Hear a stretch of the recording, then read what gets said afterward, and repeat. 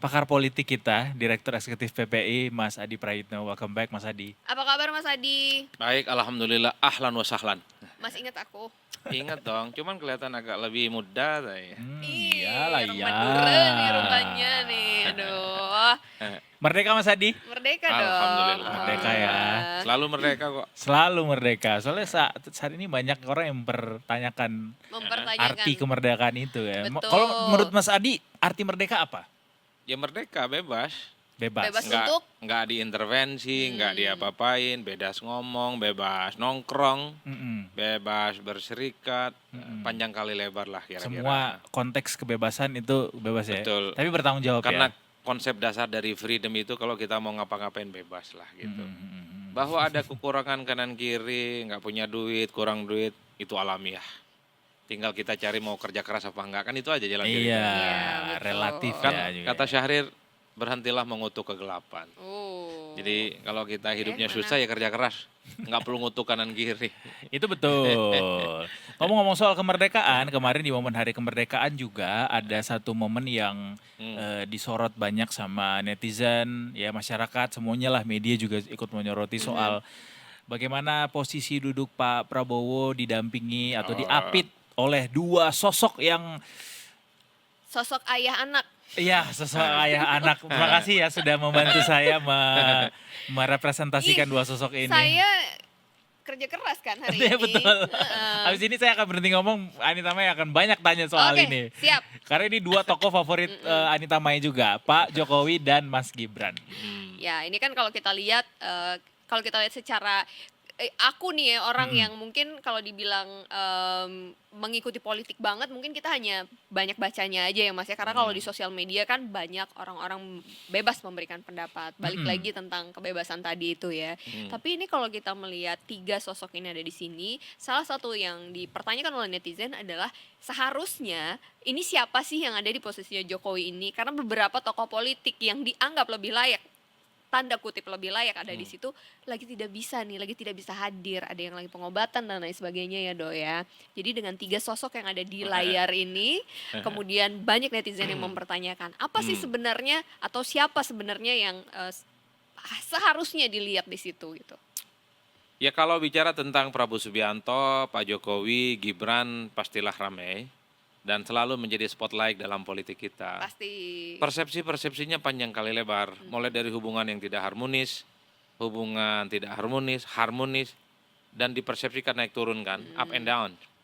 Meski kadang orang mengukur lebih banyak naik apa lebih banyak turunnya nih hubungannya. Ya betul. Cuman yang menjadi ramai itu satu karena sebelumnya ada spekulasi dan dugaan-dugaan bahwa hubungan Pak Jokowi dengan Pak Prabowo tak baik-baik saja. Terutama ketika posisi duduk Mas Wapres dalam sidang kabinet beberapa waktu yang lalu, long years ago. Anggaplah beberapa waktu yang lalu, posisi Mas Wapres tidak berada di sebelahnya Pak Presiden, tapi sejajar dengan Menko. Dari situlah kemudian banyak pihak yang menafsirkan bahwa jangan-jangan ini adalah tanda tebal betapa hubungan politik antara Presiden dan wakilnya tidak baik-baik saja, dan peran-peran wakil Presiden memang tidak pernah kelihatan secara signifikan. Plus pada saat yang bersamaan, Pak Jokowi sangat aktif melakukan silaturahmi politik, roadshow politik, safari politik dari satu wilayah ke wilayah yang lain. Tujuannya memang dua, adalah untuk mengkatrol PSI dan tentu sebagai upaya untuk membuat bagaimana kartu politiknya Mas Gibran sebagai Wapres itu semakin kuat dan semakin signifikan. Karena sebelumnya kita kan, dirimu juga tahu toh, ada proposal politik yang per hari ini belum diedit oleh Pak Jokowi dan para relawan politiknya soal Prabowo Gibran 2 periode.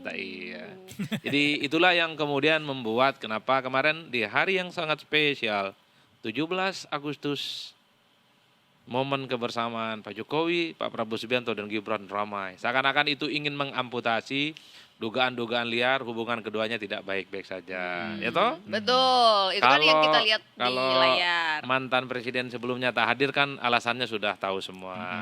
Berobat. Ada yang berobat dan sakit, dan juga memang secara seremonial misalnya seperti Megawati Soekarno Putri memang setiap tahun sering merayakan hari kemerdekaan itu dengan kader-kader PDIP di sekolah PDIP itu loh yang ada di Lenteng ya, di Lenteng Agung. Ya sederhana itu saja. Oke. Tapi iya menarik tuh ketika membawa garis lurus soal Prabowo Gibran 2029 atau 2 periode gitu. Terus? Ini kan seolah-olah mengamputasi tadi kalimatnya Mas Adi gitu. Kemudian ketika momen itu terjadi, dari kacamata atau analisisnya Mas Adi, apakah ini cukup bisa mengamputasi posisi duduk tadi atau ada hal lain yang mungkin bisa dilihat sama netizen di situ, Mas? Kan politik kita itu dalam perspektif komunikasi politik bisa dilihat dua hal.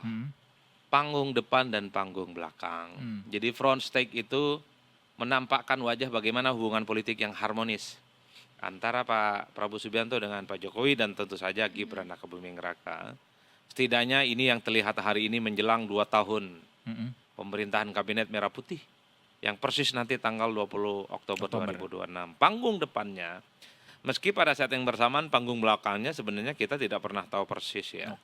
Terutama misalnya kalau kita hitung rata-rata secara umum dalam setahun belakangan ini, peran-peran dan posisi Mas Wapres itu tidak terlampau kelihatan signifikan.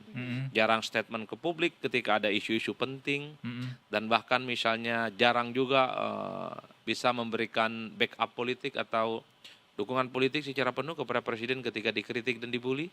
Misalnya waktu BOP, Indonesia gabung di dalamnya, ada Amerika, ada Israel, dibully nggak karu-karuan. Banyak sekali pihak yang bertanya-tanya bagaimana sikap politik Mas Wapres. Ketika begitu pun sejumlah aktivis mahasiswa, badan eksekutif di berbagai tempat dan di berbagai daerah minta MBG di stop, Kopdes di stop. Pak Wapres juga tidak pernah kelihatan secara signifikan. Bergeming. Dan ya presiden kelihatan terkesan sendirian untuk memberikan statement ke publik, membalas sendiri semua kritikan-kritikan yang bermunculan. Itulah yang kemudian membuat bagaimana persepsi publik selalu berspekulasi soal hubungan politik antara presiden dan wakil presiden Republik Indonesia. Jadi inilah yang saya kira ya namanya juga manusia, namanya juga hidup di dunia. Deviasinya seberapa besar Mas antara panggung depan sama panggung belakang? Ya per hari ini masih relatif cukup kondusif, tapi menurut saya karena lem perekat hubungan Pak Jokowi dengan Pak Prabowo itu adalah soal kepentingan menuju di 2029 salah satunya, sangat tergantung bagaimana negosiasi politik. Apakah Mas Gibran masih dijadikan sebagai calon wakil presiden untuk yang kedua kalinya bersama dengan Pak Prabowo Subianto ataupun tidak? Bagi saya disitulah titik kulminasinya. Kalau duet ini berulang untuk yang kedua kalinya di 2029, ya saya kira tidak akan ada gonjang-ganjing, tidak akan ada spekulasi-spekulasi, dan tidak akan ada perspektif-perspektif yang kemudian menegasikan bahwa hubungan politik keduanya tidak baik-baik saja. Tapi banyak sekali yang meyakini bahwa kalau proposal ini tidak jadi, alias misalnya Pak Prabowo itu tidak dengan Mas Wapres lagi, bukan tidak mungkin. Akan ada manuver-manuver politik, gonjang-ganjing, dan saya kira itu akan cukup mempengaruhi bagaimana stabilitas politik pemerintahan. Oke, aku mau tanya nih Mas, tadi kan Mas Adi sempat bilang bahwa spekulasi yang terjadi ini salah satunya adalah karena Pak Jokowi melakukan safari politik jelang 2029 itu kan ya Mas ya.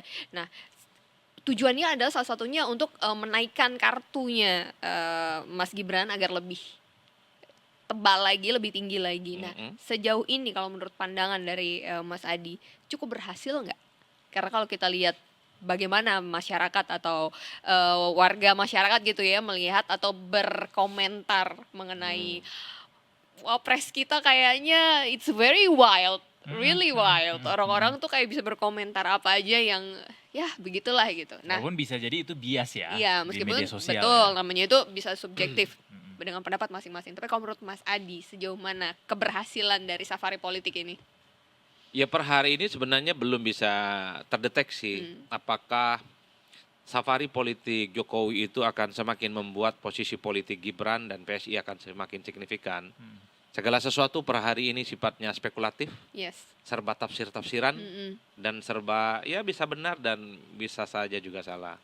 Tapi di atas segala-galanya per hari ini memang kalau kita melihat Prabowo Subianto, itu memang kelihatan sekali secara gestur politik ingin terus punya hubungan politik yang mantap dengan Mhm. mantan-mantan presiden terdahulu. Dengan Pak Oke. Jokowi oke, dengan Mhm. SBY oke, dengan Megawati Soekarno Putri juga oke. Apakah itu kemudian bisa ditafsirkan Pak Prabowo Subianto misalnya tertarik untuk berkoalisi kembali dengan Mas Gibran? Belum tentu. Hmm. Hmm. Karena saya termasuk yang hakul yakin Demokrat, Mas AHY, rasa-rasanya juga punya intensi Mhm. untuk bisa berdampingan dengan Pak Prabowo minimal sebagai calon wakil presiden. Right. Karena momentum 2029 adalah momentum emas sebenarnya bagi siapapun untuk establish di masa-masa yang akan datang. Begitupun dengan PDIP, kita sering loh mendengarkan Pak Prabowo itu muji-muji PDIP, Mm-mm. kalaupun toh di luar tapi bersahabat dan Hmm. berkawan. Apakah PDIP tidak punya intensi untuk bisa berkoalisi? Sangat mungkin. Siapa Hmm. sih yang nggak tertarik ingin Semua punya berkoalisi? intensi ya pasti. Ya iya dong, namanya petahana punya instrumen dan punya segala-galanya untuk memudahkan pertarungan di 2029. Tapi yang kedua bagi saya satu hal, kenapa Pak Jokowi aktif belusukan selain ingin bagaimana PSI bisa berkembang secara signifikan, Mhm. lolos ke parlemen Mm-mm. for the first time Mm-mm. di 2029 dan Gibran semakin signifikan. Tapi bagi saya adalah satu hal bahwa Pak Jokowi ingin membentuk blok politik sendiri. Hmm. Kan ada blok politik yang namanya Teku Umar. Di situ ada Ibu Megawati Soekarno Putri. Ada blok politik namanya Cikeas. Di situ ada Pak SBY. Beliau adalah orang yang cukup berpengaruh di Partai Demokrat dan kita pun juga tahu bahwa Ibu Mega adalah orang yang sangat powerful, veto player di PDIP. Dan ada satu mazhab politik lagi yang disebut dengan mazhabnya Pak Prabowo Subianto, mazhab Hambalang ataupun Kertanegara. Hmm. Pak Jokowi kalau tidak bikin blok politik sendiri, ya tentu eksistensi kekuatan politiknya di masa-masa yang akan datang akan lewat, akan wassalam. Hmm. Maka salah satu cara supaya Pak Jokowi tetap establish, tetap kuat, punya bergen politik di atas segala-galanya, 2029 minimal Gibran maju. 2029 ya minimal bersama dengan Pak Prabowo Subianto. Kalau tidak bisa maju dengan yang lainnya. Hmm. Bisa head to head. Yang kedua, Pak Jokowi harus mampu meloloskan PSI sebagai partai yang dinilai paling identik dengan Pak Jokowi hari ini. Hanya dengan cara itulah kemudian Pak Jokowi ke depan akan memiliki kekuatan politik yang akan dilihat sebagai posisi tawar politiknya yang relatif Oke. akan dibaca atau tidak. Oke. Makanya Pak Jokowi sibuk. Hmm. Sibuk untuk membangun kekuatan politiknya, Iya. membuat relevan PSI, dan membuat ya Gibran semakin bisa kompetitif Right. di 2029. Right. Gimana Pak kalau begini penjelasannya? Ya Men- iya dah. Menarik sekali Mas Adi bahwa Mas Gibran dengan Pak Jokowi di belakangnya punya kekuatan yang nggak bisa dipandang sebelah mata gitu. Tapi Iya. di satu sisi Pak Prabowo nih juga kita masih ini ya masih tebak-tebak ya kira-kira akan meminang siapa nanti di 2029. Memang 2029 masih jauh gitu ya. Tapi kayak tahun depan tuh udah mulai geragas-geragas semuanya gitu untuk Pasti, bisa pasti. menunjukkan saya bisa nih gitu. Sekarang aja udah kelihatan gitu. Tapi kalau Mas Adi ngelihatnya sebenarnya siapa yang lebih butuh siapa secara politik Mas? Pak Prabowo butuh dukungan Pak Jokowi atau Pak Jokowi lebih butuh Pak Prabowo nanti di 2029? Ya sebenarnya dalam kondisi saat ini saling membutuhkan, mutual interesting dan mutual understanding ya. Karena Di 2026 ini ya, di hari ini ya. karena Pak Prabowo sepertinya tidak terlampau berpikir bagaimana 2029 dipikirkan saat ini. Oke. Yang paling penting bagi Pak Prabowo itu semua kekuatan politik menyatu, memberikan dukungan secara total, program-program strategisnya Oke. itu di backup, dan kalaupun tuh ada kritik dan bully-bully, ada orang yang pasang badan dong. Jangan cuman Pak Prabowo sendiri yang membela dirinya ketika dikritik. Nah tapi kalau kita bicara tentang kepentingan politik elektoral gitu ya, run to election 2029, bagi saya yang banyak orang yang sangat membutuhkan Pak Prabowo karena posisinya adalah sebagai presiden. Banyak orang yang sangat menjadikan Pak Prabowo itu sebagai figur sentral dan figur determinan. Per hari ini kan terbukti banyak orang toh. Even Banyak- dengan kondisi hari ini? Iya. Iya. Dengan ya mungkin ini Dengan mungkin banyak bias gitu ya kita kontra. lihat. Iya, kita berdasarkan apa yang kita lihat di sosial media gitu. Ini sangat potensial sekali bias. Tapi dengan apa yang dicapai sama Pak Prabowo hari ini itu masih sama, Mas. Logika kekuasaan dan logika petahana selalu bicara banyak hal bahwa faktor determinan posisinya sangat powerful. Itulah yang kemudian membuat begitu banyak kepentingan politik, begitu banyak aktor-aktor kunci dan elit-elit partai itu tertarik untuk berkoalisi dengan petahana. Dalam hal ini adalah Pak Prabowo Subianto. Iya. Jangan dilihat pemilu 2029 itu saat ini. Ini kan orang belum perang-perangan. Belum kerja, belum belusukan, belum bikin baliho, belum bikin spanduk, belum bikin agitasi, belum bikin propaganda, panjang kali lebar lah. Belum Oke. bikin cywar. Semacam belum bikin iya, hashtag. dalam politik kita, dalam politik kita everything can happen. Betul. Itu dalam waktu yang bersamaan. Persepsi publik, medsos, itu bisa berubah dalam hitungan detik dan bisa berubah dalam hitungan beberapa menit. Kenapa? Iya lagi. Kita Banyak buzzer. medsos apa sih? Hari ini suka, besoknya benci. Betul. Hari ini benci, besok suka. Betul. Kan begitu buzzer kita. Iya. Dan potret pemilih kita sejak lama, ketika kita memiliki rezim di mana presiden dipilih secara langsung, cinta dan benci itu beda tipis. Dan biasanya tukang benci dan tukang cinta dalam politik itu adalah termasuk golongan orang yang paling susah dinasehati. Waduh, agak dalam nih ya. Tapi Kalau tadi sudah cinta pada seseorang, Pak, seburu apapun dia Tegak lurus dinasihatin, terus dia ya, tegak lurus. biasanya ya. Mau disuruh nyungsep ya nyungsep. nah itu sangat bias ya, Nah, aku nggak subjektif tahu ya. dirimu berdua nih masuk kalau golongan yang mana. Waduh, Termasuk yang susah golongan. dinasihati tidak. Aduh. Yang penting golongan orang-orang beriman aja, Mas. Kau ingin tes case kepada orang yang cinta buta ataupun benci buta kepada figur tertentu. Tes aja mengkritik orang, figur yang saat ini punya potensi dikait-kaitkan dengan 2029. Akan keluar itu semua. Iya ya. Oke. Gampang ya. Gampang Iya. sekali. Tadi kan Mas Adi bilang bahwa dengan powerfulnya seorang petahana itu kan pasti banyak nih tokoh politik, parpol dan segala macam yang akan mendekati untuk bisa berkoalisi gitu ya Mas ya. Tapi sejauh ini ternyata banyak yang mendekati justru ya memang kepada Pak Prabowo begitu ya. Namun bagaimana nih dengan posisinya Mas Gibran sendiri yang sekarang ini kan kalau dia mau melanjutkan di berikutnya itu artinya dia juga sudah punya mapping kekuatan tersendiri kan ya Mas ya. Seperti apa nih? Mereka tidak dipasangkan atau tidak disandingkan? Ya opsinya dua hal. Pertama, Gibran dengan Pak Jokowi akan terus bersama dengan Prabowo Subianto. Sekalipun Gibran tidak lagi menjadi calon wakil presiden. Ini yang disebut dengan koalisi dan kerjasama lillahi ta'ala. Jadi koalisi tanpa syarat kayak gini Pak. Ngedukung pokoknya. Siapapun Karena Pak Prabowo tokohnya. ini kawan, sohib, teman koalisi. Sejak 2029 nggak apa-apa deh, nggak ada calon wakil presiden. Pokoknya tegak lurus. Sami'na wa ta'na. Itu Bahasa musiknya kulakukan semua untukmu. kira-kira begitulah. Kau suruh terjun, kita pun terjun kan kira-kira begitu. Tapi yang kedua, per hari ini banyak yang tidak akan tahu persis yang mengatakan bahwa soal kalau tidak dipilih Mas Gibran sebagai calon presiden, calon wakil presiden, maka kemungkinan akan head to head dan akan maju itu sangat terbuka. Iya dong. Jadinya ya. Ya iya dong, dan itu yang banyak diharapkan oleh publik. Kenapa? Hari ini untuk menjadi calon presiden dan calon wakil presiden 2029 kan agak lebih mudah. Di mana ambang batas presiden, presidential threshold 20% itu dihilangkan. Betul. Modalnya adalah partai politik, peserta pemilu. Ya. Kalau PSI 2027 kan verifikasi nih. Lolos sebagai peserta pemilu oleh KPU, PPSI sudah bisa memajukan calon presiden dan calon wakil presiden. Betul. Kalau sebelumnya enggak kan gabungan partai yang suaranya 20%. Ya. Jadi sangat mudah sebenarnya. Kalau PSI lolos ke parlemen, lolos ke peserta pemilu 2029, sudah bisa kok memajukan Mas Gibran. Baik sebagai calon presiden dan sebagai calon wakil presiden. Enggak perlu datang-datang ke partai-partai besar minta dukungan, tiketnya ada. Iya, tiketnya udah. Yang kedua, ya tentu karena Pak Jokowi yang dinilai masih sakti, Bos. Pak Jokowi kan dari Solo, Jakarta, Pilpres katanya nggak pernah Win rate kalah. 100% kalau kata netizen. Iya, berapa? 100%. Iya, 100%. Ya, pernah kalah. semiliar persen apa judulnya.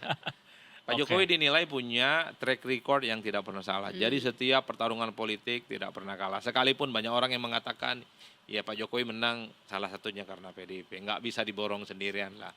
Tapi apalah perdebatannya itu ya. Yang ingin katakan adalah ya boleh juga uji kekuatan politik Pak Jokowi setelah tidak lagi jadi presiden dan setelah menjadi warga negara biasa dan setelah tidak lagi bersama dengan PDIP, apakah kalau head to head dengan Pak Prabowo Subianto di 2029 akan sesakti mandraguna seperti pertarungan-pertarungan sebelumnya, tak iya kan? Kan Kayak- sederhana itu aja. Kayaknya apa yang terjadi di Jakarta pada pilkada terakhir ini Hmm. cukup membuktikan ya Mas bahwa anything could happen gitu. Sangat mungkin Iya. terjadi karena dalam rezim di mana presiden dipilih secara langsung, yang menentukan adalah kekuatan figur, bukan seberapa banyak partai atau seberapa besar partai. Karena di kita itu kan sangat personal kalau kita suka sama orang. Misalnya dirimu mau pilih Pak Prabowo Subianto bukan karena partai tertentu, bukan karena partai pengusung, Karena ya karena Pak personalnya, Prabowo. betul. Misalnya memilih Anies Baswedan, memilih Ganjar, Ya. karena figur-figurnya dinilai menyenangkan, baik, pintar dan seterusnya dan seterusnya. Justru saya tertarik ingin bicara tentang soal kemungkinan bagaimana Gibran dan Pak Jokowi menyiapkan skenario andai tidak bisa berdampingan dengan Pak Prabowo Subianto kembali. Oke. Gitu bos. Urgensi Pak Jokowi untuk segera membentuk poros Prabowo Gibran 2029 ini artinya jadi lebih sedikit dong Mas kalau misalnya ada opsi lain head to head tadi itu. Kan namanya proposal politik. Prabowo Gibran 2 periode itu kan proposal politik yang saya kira sudah mulai dihembuskan sejak 2026 ini awal. Ya. Baik Pak Jokowi melalui relawan politiknya ataupun misalnya kita mendengarkan statement dari kawan-kawan PSI. Ya tentu namanya proposal ada timelinenya dong. Ya, ya. Dirimu aja siaran ada deadline-nya. Dirimu juga bikin paper, bikin berita ada deadline-nya. Saya kira deadline dari proposal politik ya mungkin kalau nggak akhir tahun ini ya tahun depan. 2027 apakah proposal politik yang diusulkan kekuatan politik Solo ini Prabowo Gibran 2 periode dapat respon apa enggak? Dan sepertinya Pak Jokowi sudah mulai mengkalkulasi ketika semua partai politik koalisi termasuk juga Partai Gerindra rasanya anyep-anyep aja nggak memberikan respon apapun. Disitulah sepertinya ancang-ancang politik dipersiapkan sepertinya oleh Pak Jokowi untuk menyiapkan segala sesuatunya bagaimana running menuju 2029 itu ya sekalipun harus head to head dengan Pak Prabowo Subianto. Dan bagi saya sekalipun nggak bersama dengan Pak Prabowo Subianto maju aja lah Mas Wapres. Kalaupun toh kalah kan bisa kerjasama lagi. Kan kira-kira begitu jalan ceritanya. Di negara kita siapapun yang jadi presiden ada kecenderungan yang kalah itu dirangkul menjadi bagian dari partner koalisi. Iya lagi. Jadi kita itu pertarungan politiknya adalah friendly match. Friendly match. Bukan big match, bukan mata-matain kaki, bukan. Bukan derby-derby panas. Bukan derby-derbyan, ya. bukan gerasak brostuk, body chest nggak ada. Coba cek, mulai dari Pak SBY, Pak Jokowi, Pak Panasnya di Prabowo. medsos saja ya Mas ya. Panasnya di medsos, gerasak gerusuknya cuman sesaat sebelum pencoblosan. Iya. Tapi setelah itu Makan nasi goreng bareng. makan nasi goreng bareng, saling puji atas nama kebangsaan, gotong royong, udahlah. Terus kalau begini jalan ceritanya, apa yang kemudian membuat tak mau maju di 2029? Iya. Gara-gara nasi goreng kita jadi batuk deh.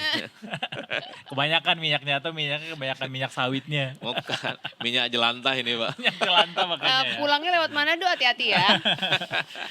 Aku terakhir deh ke Mas Adi, melihat kayaknya Pak Jokowi juga udah cukup yakin gitu mengusung Mas Gibran, sementara Pak Prabowo masih belum kelihatan apakah memang akan masih terus bersama atau pilih yang lain gitu. Tapi most likely-nya kemana Mas Adi yang lihatnya? Walaupun pas ini nggak kejawab juga sih sama Mas Adi kayaknya. Tentu plan pertamanya ingin terus bersama dengan Prabowo Subianto. Oh ya? Secara gestur politik itu tidak bisa dibantah. Mm-mm. Jadi duet Prabowo Gibran 2 periode itu akan terus diupayakan hingga 2029. Sejarah tuh ya, pertama kalinya Ya bisa sama cetak gitu ya. cetak rekor muri itu, bisa rekor muri. Pasti itu, ya kan nggak mungkin Pak Jokowi itu bisa hadir dalam acara-acara kenegaraan kalau tidak memiliki chemistry dan harapan terus ingin bersama dengan Pak Prabowo Subianto, ya toh? Iya, betul. Nah yang kedua tentu saja pasti Pak Jokowi sedang berhitung rencana kedua, andai di 2029 ditakdirkan dan tidak dijodohkan bersama kembali dengan Pak Prabowo Subianto. Jadi bicara Gibran itu sebenarnya bicara tentang Pak Jokowi. Dan semakin banyak Pak Jokowi statement ke publik dan semakin banyak Pak Jokowi itu roadshow dari satu tempat ke tempat yang lain, maka posisi Gibran dan posisi Kaisang itu ya sorry to say semakin nggak banyak diperbincangkan publik. Justru yang diperbicarakan adalah Pak Jokowinya. Karena yang mengkatrol Gibran, yang mengkatrol PSI, the one and only adalah Pak Jokowi. Dan ini adalah realitas politik kita bahwa Pak Jokowi mulai 2026 ini sudah mulai memperhitungkan bagaimana membentuk kekuatan politik sendiri di luar Cikias, di luar Hambalang dan di luar Teguh Umar. Kan Pak Jokowi nggak mungkin bergantung kepada siapapun. Jika ingin kekuatan politiknya ke depan itu terus diperhitungkan. Pak Jokowi per hari ini masih punya kesempatan. Bisa punya kesempatan memajukan Gibran 2029 dan bisa punya kesempatan untuk meloloskan PSI ke parlemen untuk yang pertama kalinya. Dua kartu inilah yang kemudian akan membuat bagaimana Pak Jokowi pertaruhan politiknya ke depan akan semakin diperhitungkan. PSI nggak lolos ke parlemen, Gibran nggak bisa maju, nasib politik Pak Jokowi rasa-rasanya semakin rumit, serumit-rumitnya bin wassalam. Tapi kalau PSI lolos ke parlemen, apalagi misalnya lebih dari 4%, dan Mas Gibran bisa maju lagi di 2029, misalnya dengan Pak Prabowo dan menang, wide, kesaktian Pak Jokowi akan semakin panjang Kesaktian. Lewat dari 1000% itu Enggak, Mas ya. kira-kira begitu saja Pak. Jelas. Iya. Tapi ingat loh, kubu-kubu yang lain bukannya tidak melakukan gerakan-gerakan. Itu dia. Iya. Saya baru mau Duh. nanya kayak kita kayak terlalu fokus sama dua poros ini ya. Poros Iya. lain tuh seberapa besar peluangnya untuk bisa mengacak-acak dua Yang poros lain ini? itu relatif lebih stabil, yang lain itu relatif memiliki networking dan struktur yang relatif sudah kondusif karena mereka rata-rata adalah partai politik. Dan karena mereka itu adalah pemain lama, cenderung main di tikungan akhir, Pak. Kalau bicara tentang soal siapa pendamping Pak Prabowo di 2029, ketika itu dibicarakan di atas meja, saya kira semua partai koalisi itu akan menyodorkan nama. Gerindra, kemudian siapa lagi? Golkar, ada PKB, ada PAN, ada PKS, Nasdem, PSI sodorkan. Pasti dibicarakan secara terbuka. Apakah cuma PSI yang akan mengusulkan Gibran? Kata Golkar, awak juga pengen. Kata PAN, awak juga pengen. Demokrat juga pengen, PKB juga pengen, PKS juga pengen, Nasdem juga pengen. Jangan dikira nggak pengen, cuman mereka itu masih pandai menyimpan perasaan hatinya saat ini. Dan ingin fokus katanya untuk membela Pak Prabowo Subianto mensukseskan semua program-program strategisnya. Gitu bos, oleh karena itu saya di berbagai kesempatan saya selalu mengatakan terlepas dari gonjang-ganjing nih medsos, bully-bulian dan kritik-kritikan terhadap pemerintahan hari ini. Tapi yakinlah bahwa sebagai petahana Prabowo Subianto itu punya Banyak sekali segala-galanya kekuatannya. untuk membangkitkan kembali soal approval rating, tingkat kepuasan, tingkat kedisukan. Banyak instrumennya Pak Negara. Misalnya dengan bansos, bantuan langsung. Masyarakat kita kalau sudah kena bantuan langsung, apa yang bisa didapatkan, bantuan kanan kiri, langsung meleleh. Kecuali tiba-tiba aturannya berubah ya Mas, nggak one man one vote lagi ya. Nah, kalau nggak one man one vote lebih mudah Pak bagi Pak Prabowo untuk menang. Per hari ini koalisi parlemen kan 1000% udah dukung Pak Prabowo iya. Pak. Iya, Apalagi sistem politik kita. Kalau nggak one man one vote berarti parlemen dong. Atau MPR dong yang pilih. Kalau parlemen yang pilih, ya Selesai. sudah lah. Nggak perlu ada pemilu Pak. Tinggal nunggu pelantikan. dah Hemat ya. kita bisa.